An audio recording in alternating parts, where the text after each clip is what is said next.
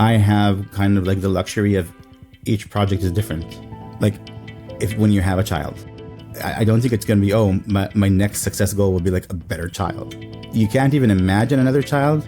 So I asked my brother, like, how does it work with a second child? And he said, it's not like, it just expands. So it's like another heart and another heart in your heart. So I think I'm quite content that in my career, I'm in a place where things kind of like work and I make good children. So I'll just keep having lots of children.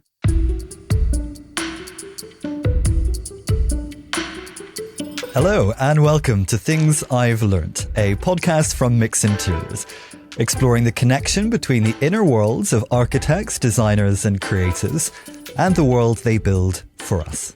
I'm Harry McKinley. I once heard someone say that the greatest curse a designer, or perhaps anyone, can face is a poverty of imagination. I fell in love with design when I realised it touches every aspect of our lives.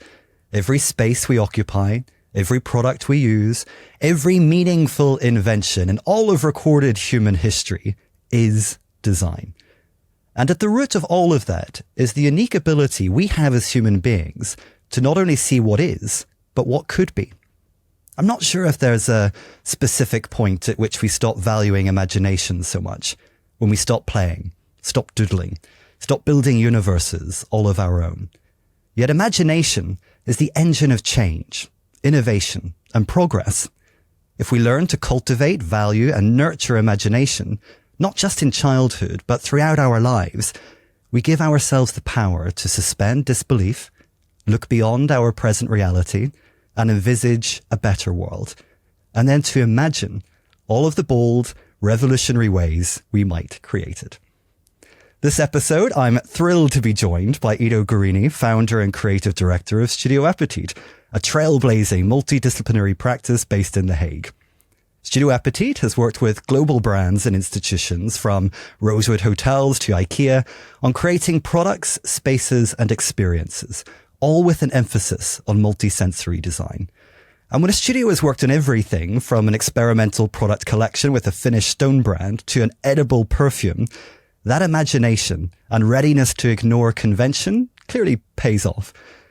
So tell me, Ido, how do you nurture that playfulness? That's a big one, right? It's kind of like the essence of life. Because when you talk about convention, it's actually learning convention and learning what is very, very well. So it's not just coming as a disruptor. It's first understanding what is, and then kind of like trying to see everything that it could be. I'm very dedicated to studying the field that I work in. It could be as specific if I go into a culinary project and it's a specific pastry, I will research everything that it is, and then I'll try to see what areas I can play with without creating something completely different, but something that actually plays on what is. Because that's actually where the greatest experiences come from. Because what I see a lot of time with design is people, when they try to disrupt and try to be original, they kind of go carte blanche.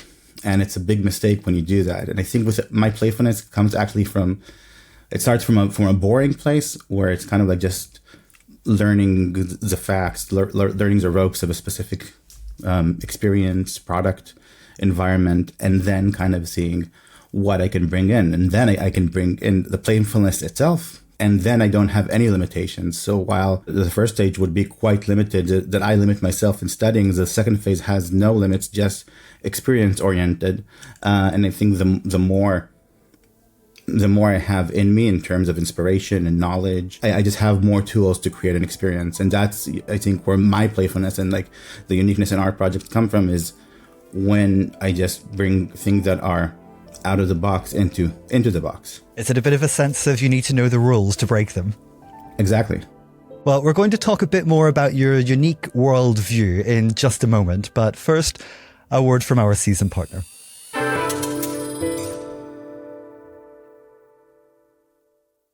As a podcast listener, you understand the importance of great sound quality.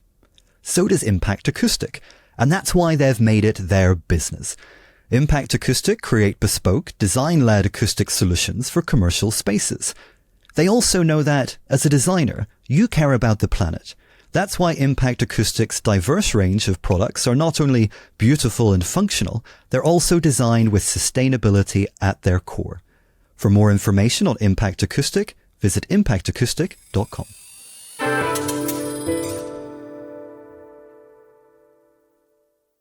So, Ido, because you're someone who works across so many different disciplines and because you do bring such a unique sensibility to your work, I'll be honest and say I sometimes struggle to categorize exactly what it is that Studio Appetit does. So, can you put it in your own words for us? What I do design-wise is experience-oriented design. And the fields that I usually work in are culinary fields. But it's not just limited to that, because in a way I can also bring the culinary field into other projects. We are in the business of having people react. If it will be a product or a text or an image or a space you come into, it's kind of like having people react and connect. Because in this world today where there's so much of everything, when everything is kind of like possible, then everything becomes kind of flat. What we're looking for is kind of like how to break that rhythm that everybody's looking through. So when you go on Instagram and you see something again and again and again, it's all nice, but then you want to disrupt that in a different way. And most of the times people try to do the same, but better. And in a way, I always try to do the same, but different. We're in the business of getting people to react. What a fantastic way of summing up the whole industry of design and creating experiences.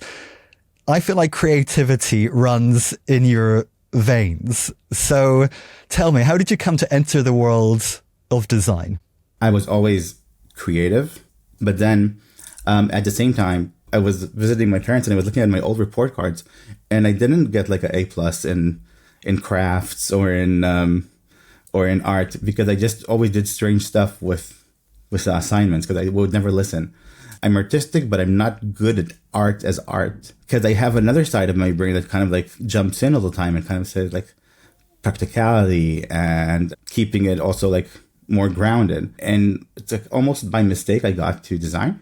I was working in the culinary industry, and I wanted to do a degree, and I just signed up for industrial design school. But it is in the veins, because my parents will deny this, but I see all my creativity coming from them. And I got a very good set of tools to fulfill what I want to do in life. Well, let's talk about how those tools helped you create a successful career. It sounds like the report card didn't get in the way too much. So let's move into our first chapter, what I've learned about success. So first of all, tell me, Ido, what does success mean to you? In the beginning of my career, success was just an idea of recognition, getting to a place where I get the big clients or the magazine covers or the interviews. I got to that point, and then at some point you understand that it doesn't pay the bills. Yeah, it doesn't pay the bills, and it doesn't feel like that is success. It feels like, then I think about like what are like my happiest moments in these. And I remember a project when we planned to get a specific reaction from the people who participate, and we got exactly that reaction, and that was such a win. So I think success became actually much smaller and more personal. Of course, there's the financial aspect of it. The type of recognition today that I prefer would be financial recognition. If you know that someone is valuing your worth in a specific amount, that feels successful to you. There is a point in your career where you start to price yourself according to your talent and not just to get a job. And then you kind of see, will someone pay for me for that? Do you think we undervalue creativity? Does that get in the way of success for people that work in this field? I think creativity is misunderstood. I think we undervalue the worth of creativity, not in how much you pay for it, it's how much you need it. I think people don't understand exactly what they're paying for. They would go to a different person that does something very, like builds a wall, and they will know exactly what they're paying for. But then when you kind of like, are they paying you for a story, for an idea, for a cool embellishment? They're not always completely sure. And especially when creativity comes to an interdisciplinary area where a lot of it is not tangible until it kind of like exists and then you see the success of it. Then it's kind of like they break it down. Okay, so what am I buying here? What am I paying for? So like a higher level of creativity is a very hard sell. So I think, especially, I know with my work, a lot of disclaimers always come with my projects. It's not exactly dumbing down, but kind of like simplifying the creativity so it doesn't feel overwhelming. Because I see people sometimes also get very excited from a lot of creativity, but then when it comes to making a decision or choosing the designer for the project, they'll be a bit scared to work with too much creativity because usually it doesn't connect with practicality in their head. But your success is rooted in your boundless creativity. So what have you learnt about bringing people on that journey with you, helping them to understand in practical terms, perhaps, why what you bring to the table is so powerful? You have to do a lot of kind of like of legwork and convincing them that everything I'm saying is creative, but it's also a very viable project. Because I've been in situations where I was like up against other designers for the same project, and I'm always like the wild card. I would always try to explain I'm the wild card, but you're gonna get all the basics. All the extra added value of creativity is for free. It's in addition, because I'm gonna do. You need like the chairs and the plates, and you need the environment. Like you'll get it as well, but then you'll get the added value, because I think that was a problem at some point in my career when I understood that in the beginning the creativity kind of like threw me forward. So like I stood out, people liked the creativity, but then when it got to larger scale projects, people need a lot more receipts and need a lot more kind of like anchors to calm them down going with you on this journey. It happens that people do what I call irresponsible design. Because sometimes you'll see very creative design, but not practical, not very functional. And I think, again, one of the biggest sins is a design that doesn't have a lot of longevity. What would be successful for me, like if you talk about success, is coming to a project a year later or 3 years later and things that I built in a way that it keeps working, that I put enough creativity within restrictions that keeps this machine going. And I think, I think with clients, sometimes I undersell creativity on purpose because I understood that you don't really need to sell it all in advance. Even though it's there, I'll just kind of like keep it as a surprise for later. I'll just try to evaluate how much I need to give to get the project and to get things going, to get the support I need for the project, and then wait for the results to start to come in. And I think you mentioned one of the clients was Rosewood. That was a very good example where I knew the impact that our redesign of their afternoon tea would do. But I would like tell them everything that it could do, and they would be like, oh no, we just need like a new concept and tableware and this and this and this. And then I would be like, yeah, so we'll create an experience that will kind of like people will be like become more of like a loyalty and returning customers because the concept is built up in a certain way. And said, and it would be like, oh, that would be nice, but what we need is this and this and this. And for listeners, this was, of course, when you worked with Rosewood Hotel on creating their art-themed afternoon tea at the Rosewood in London, right? Yes, exactly. They had a problem there where not enough people were coming to Rosewood for afternoon tea because Rosewood is like a premium hotel, but the location is a bit more cool than premium. But the level of luxury and design and culinary of the hotel is, of course, it's very premium and it's amazing. So in a way, they weren't missing anything, but something still didn't work. And what we did like a makeover, and we like reinvented their afternoon tea, but also the concept was built in a way that it has a lot of longevity. And the reservations grew by 300% when we finished the project. It got a lot of great feedback, a lot of great reviews, and it won for a few consecutive years the best modern afternoon tea in the UK. So that's a successful project. And maybe success also, like the sweetest success is the ones that you're kind of like just dreaming about or really, really hoping for, but like you don't have to have it. But then if it comes, it's just very nice. What are you dreaming of then? What's the success that you hope to achieve still? It feels like sometimes when you set a high bar, when you already achieve success, what you're reaching for, what that next goal is, becomes less tangible, perhaps? I think for me, just with my personality, I think continuing to achieve the same would be very fulfilling. I think keeping doing these projects is what I want. I kind of feel like I am at the point where the projects work. And I have kind of like the luxury of each project is different. Like when you have a child, and right now you can't imagine anything more precious in the world. And then I thought, how can you have another child? Like, I don't think it's going to be, my next success goal will be like a better child. But you have just had a baby. Yes. When you get the good stuff, like a beautiful little boy, then you can't even imagine another child. So I asked my brother, like, how does it work with a second child?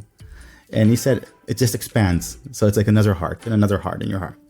So I think I'm quite content that in my career, I'm in a place where things kind of like work and I make good children. So I'll just keep having lots of children.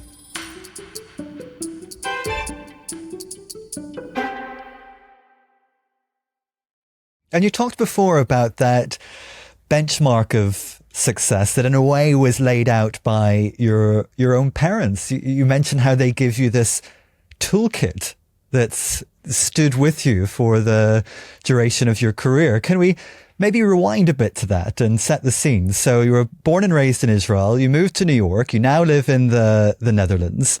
What was that toolkit that your parents gave to you at the very beginning, and how did that stay with you then across those various elements of your own professional journey across different countries?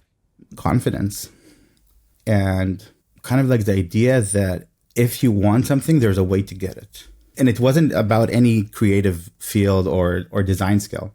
It doesn't matter what the challenge was, we would just face it. And I think especially when you make a career that you are self-employed, if you don't have a bit of that, then you won't get very far, because there's a lot of problems on the way, and you have to be very creative in how you navigate and build a career. And then when you start going into project, I think I was a bit maybe stupid, maybe fearless.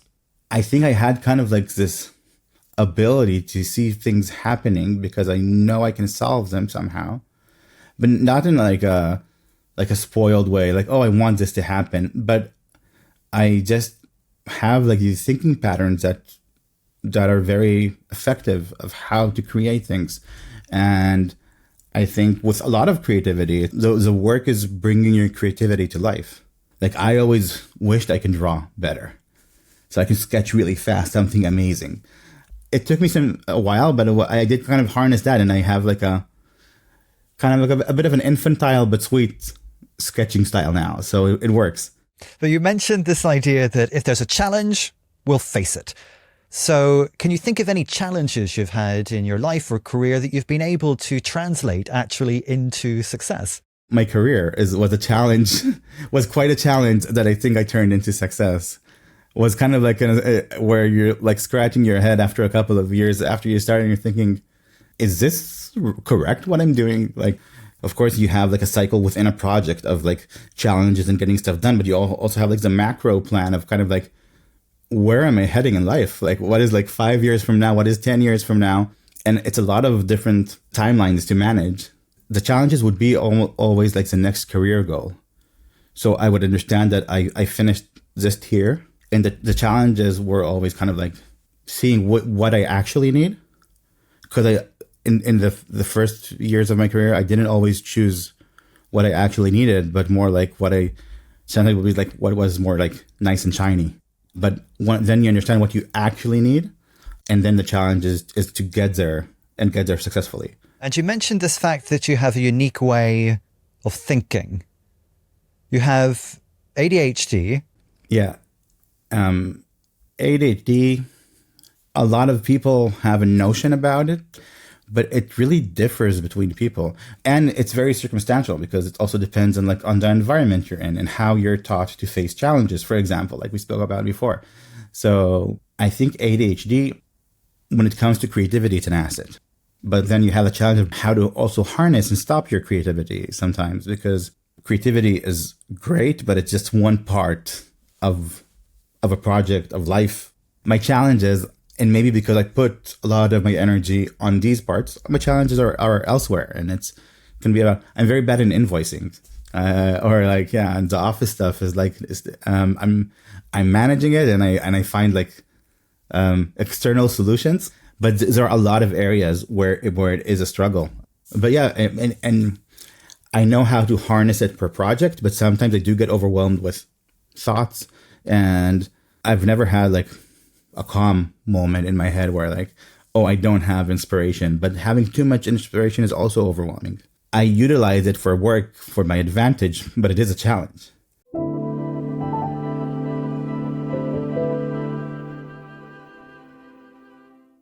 So we've talked about success, but it is now time to pivot and talk about failure. So tell me, Ido, how do you define failure?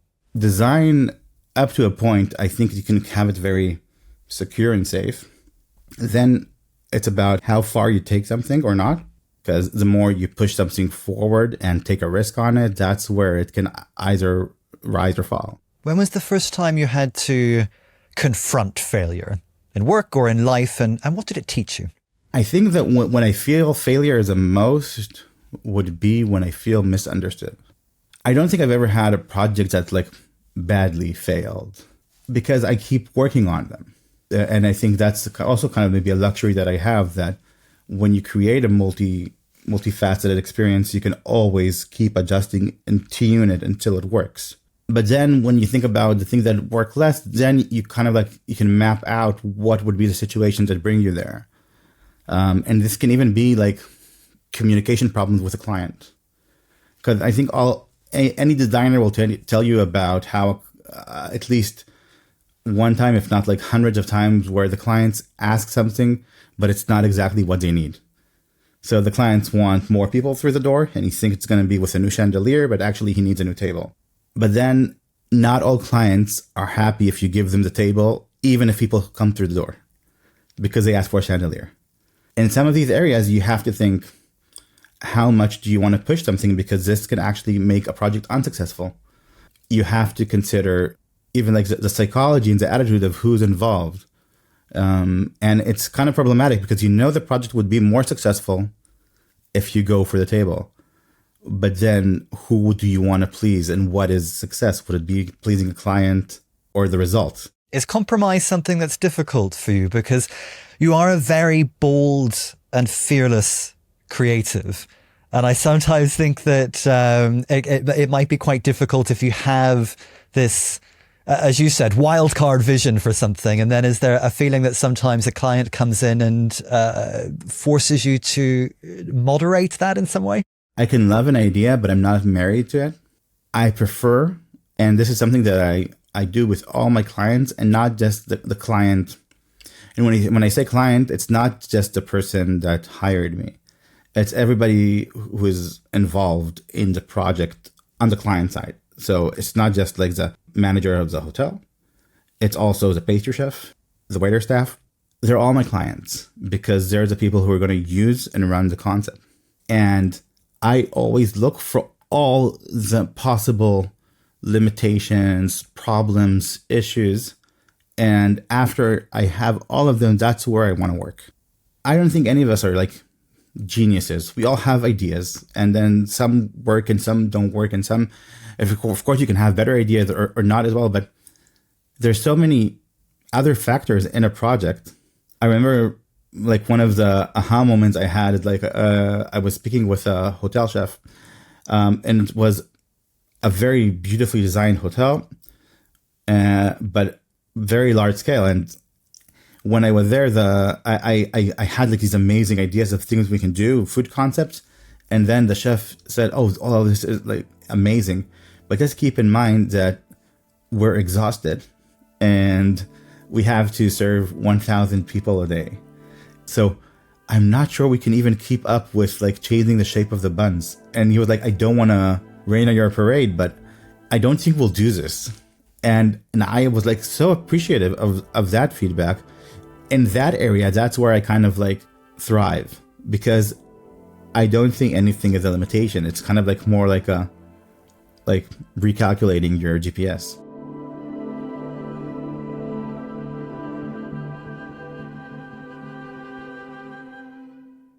I want to go back to this point that for you, failure is tied up in being misunderstood. And one of the themes that we're covering across this whole season is the idea that fear of failure is tied up sometimes in the expectations of others, the appearance of having failed. How do you navigate this idea of being misunderstood, and why do you consider that to be a failure?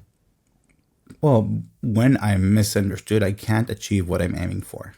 Again, it's that translation of inspiration into a very well closed concept, and that's I think one of the like I said, like harnessing the ADHD, for example. It's kind of like harnessing your inspiration and learning how to put it out into the world.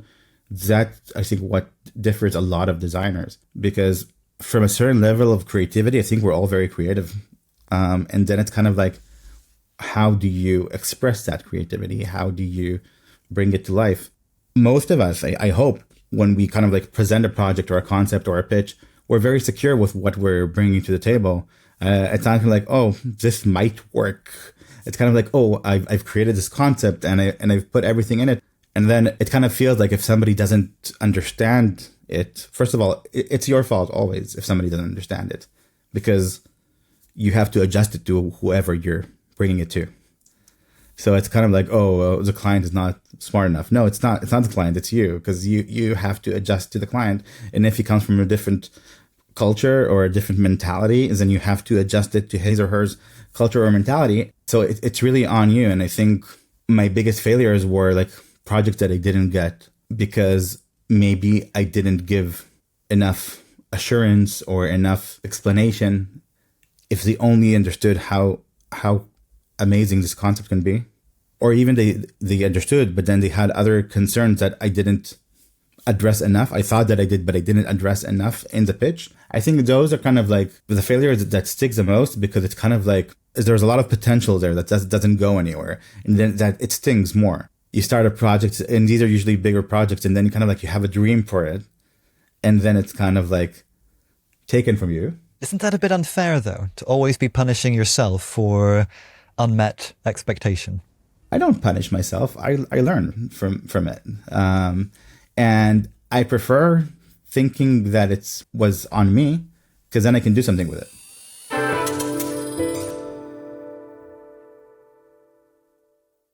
Mix Interiors is the leading platform for commercial interior design and architecture, in print and online. We feature the people shaping and reshaping the world around us. Explore the latest projects setting the bar for exceptional design, and showcase the products at the very forefront of innovation and creativity. For more information on how to subscribe in print or to view the latest digital content, head to mixinteriors.com.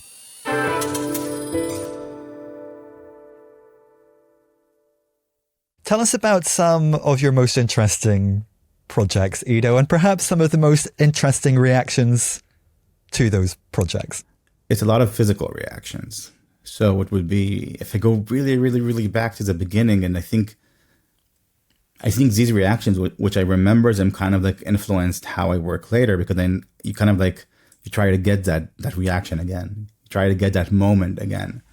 For example, in a very, very like early project, we did it in a workshop environment, and it was a bit more experimental, and we did edible installations. One of it was edible windows. So people broke the glass with like these like small hammers, and they ate the windows. They ate the glass.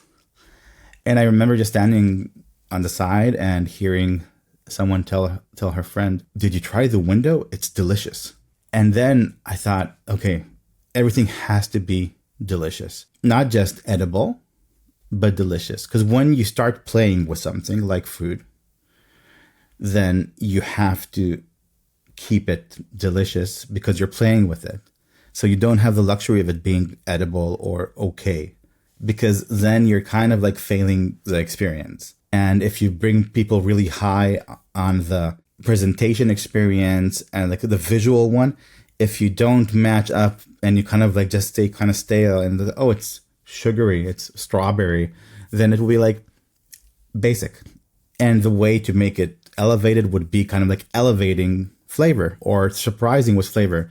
And if this whole thing is a surprise element and unexpected, then the flavor has to be surprising and unexpected, but not in a I didn't expect this, I hate this, but like this is so good and interesting. Does this extend beyond the culinary world? In other words, if we can't taste it, what is a delicious experience for you?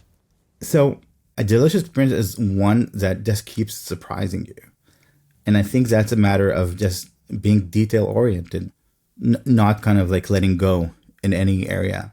My first project, it was experimental installation in part of a bigger like underground massive event for like thousands of people in Brooklyn. And it was very kind of like secret location and art society.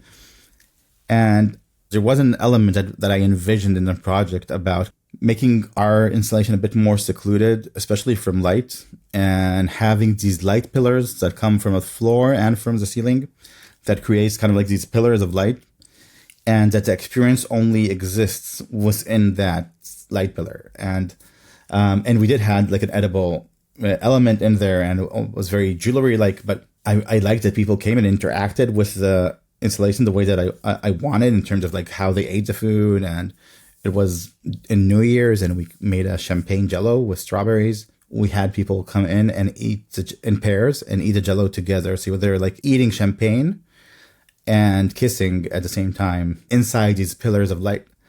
But I remember somebody kind of like coming on the side and just kind of like putting their hand in the pillar and then taking it out and in and out. And I had a drawing of that, of people kind of like putting their hand and understanding this is where the world exists, and here in the dark it doesn't. And just remembering like the joy that somebody had just putting their hand in and out of the light, I kind of understood in that moment the world that I can create and kind of like shape in an experience. It really shaped later on how I see something it's a very successful experience. And then that's what I try to do. So when I observe my projects, like with Rosewood, where we created the whole experience, and I look at people and I look, are they touching the spoons? Are they holding the menu? Do they feel the paper? When I see like people almost like touching the menu the same way that they will touch the silverware, then I feel like that's like a delicious moment.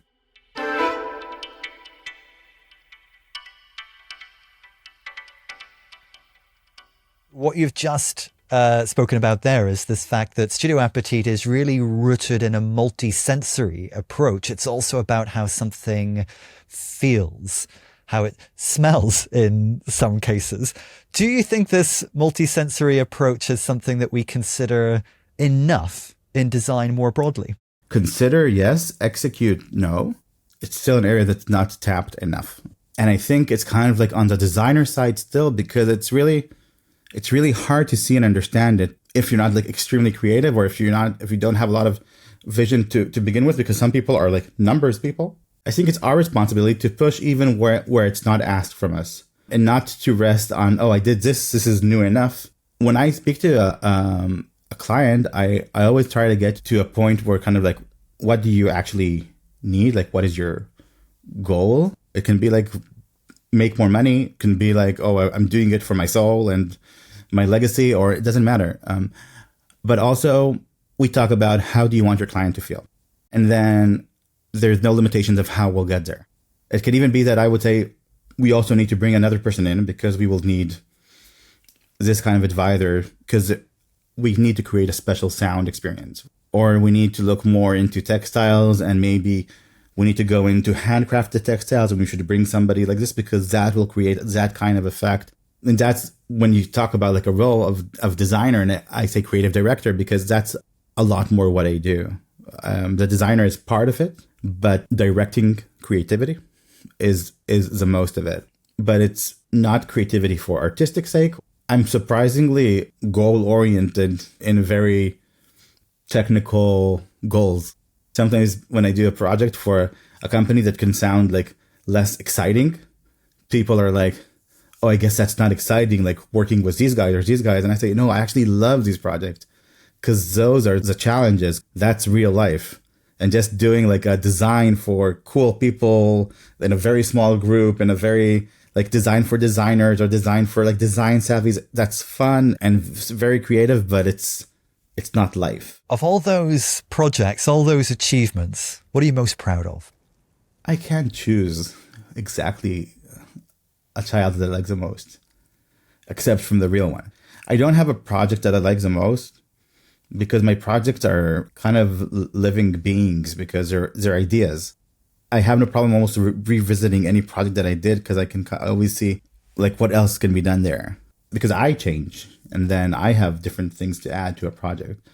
I remember more projects that gave me like special moments, like the small project with the edible window, or where I remember sitting with the people from the London Design Festival. Every year they do like their own like 5 projects usually. Like they sponsor like the Design Festival in British Land sponsor 5 like main projects. And a few years ago, I got to do one of those projects. And I remember in my pitch, I explained to them about the PR impact that it will have. It was a pop-up garden, like a pop-up book. So it was a garden that opened from flat to 3D. And it had like a day setting, and then we closed it, and then we opened different parts of it for an afternoon. And I remember explaining to them that even just this like explanation of the tagline of it would be so strong in how it will impact and how people will connect to it. Like I told them, like, this is like the type of project that you will like, you know, you will come to London and you'll see them like on timeout, like come check out this cool garden. Between the 5 projects that they choose, they always have like one mega star, like a huge architecture firm and stuff. And then there's like the smaller ones. And I was one of the smaller ones. And I didn't get as much PR and everything like from their side because it's about how much you spend also on the project. And mine wasn't the biggest spend. But I remember arriving in London with my husband and going down to the Tube and getting a free copy of Time Out and opening it in the middle and seeing my project. And I was like, this is exactly what I thought. I said in the word, like specifically, I gave the example of Time Out magazine. It just kind of like, it just worked exactly in the way that I thought. And I just remember like, I love this project because I was understood. Like the world understood me. So that's like a project I really remember. And I had a project also in the Victoria and Albert Museum. It was a quite early project. It was a very big one, very complicated. And the budget that we got wasn't enough. But it was more kind of like of taking a risk and going there. I invested some of my own money in it as well. And I remember on the way there, my partner joined me. And when I told him that how much money I invested from our money, he was so mad and he said, why? And he said, but is it worth it? And I said, I don't know, which is terrifying because it's kind of like, that's kind of like a risk of also personal failure. But then I know like through the year that it was one of my more impactful projects and more important projects that I did because in conversations, even that I had like 5, 6, 7, 8 years later, I think people still reference it and remember the cool experience that I offered over there. That's where I first introduced the edible perfumes. I think 5 years later, I came back to my husband and I told him it was worth it. Because, you know, like this new project that I got, it's paying for that and a lot more. And it's because of that project. Because I said, oh, you're the edible perfume guy from the museum. And I was like, yeah, exactly. These are the projects that maybe sometimes mean the most to me. The projects that were kind of like rewarding in a way that you felt they were effective, you were heard, you were seen. I think those are the good ones. Well, you've spoken, Ido, about feeling misunderstood. And I think across this conversation, you've allowed us to understand you a little bit better. But if there was just one lesson that you would want someone listening to this to take away, what would it be? To learn. And I think even in this conversation where at some point you would say to me that maybe I'm going harsh, blaming myself. And I tell you, no, I'm just seeing it as an opportunity that I can control and change. You need to believe in yourself, especially if you're self-employed, especially if you're running your own show. You have to believe in yourself. And then just learn yourself, learn the market, learn the client, and keep kind of like finding a new perspective. Well, thank you for sharing your perspective, Ido. I've loved talking to you. You've taught me a few things. Firstly, that great design isn't maybe just about imagination, it's also about getting a reaction. And secondly, it doesn't really matter how you did in art on your report card. You have the rest of your life to learn how to draw a cat. So thank you for joining us, Ido, on this episode of Things I've Learned. Thank you. Thank you for listening to Things I've Learned. If you enjoyed the episode, please do like and subscribe to the podcast and recommend us to your friends. Join us again next episode when I'll be speaking with interior designer and educator Iris Dunbar.